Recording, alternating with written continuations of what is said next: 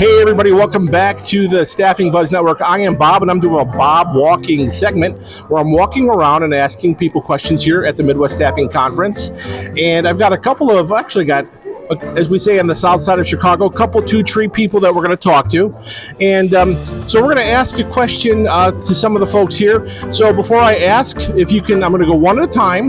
Tell me your name and where you're from, and then I'll ask the question. Are you ready? Yes. And you are? I am Tara Lauer from SPI Staffing. Hey, Tara, no, we're going to go stick stay right here. You're good. So, Tara, my question for you is, in the time that you've been in staffing, either recently or in the past, what was the most strange, unique, or peculiar background result that you got? In a previous employer, somebody was actually busted for killing someone. Oh, my goodness. Okay. I guess it's one of those things, you do the crime, you do the time, and then, folks are looking for work.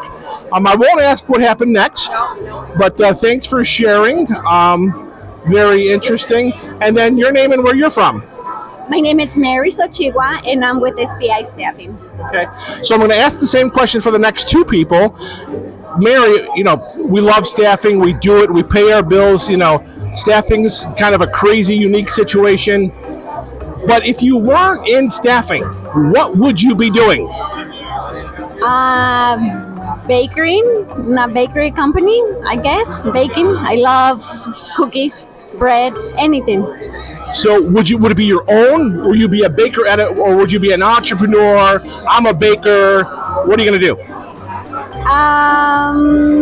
Oh gosh, that's a tough one. I think I will own my own.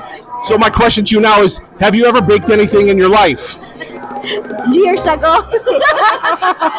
Perfect. All right, same question. If you were not in staffing, what would you do before you answer your name and where you're from? Sure. I'm Michelle Nalla. I am with Barton Staffing.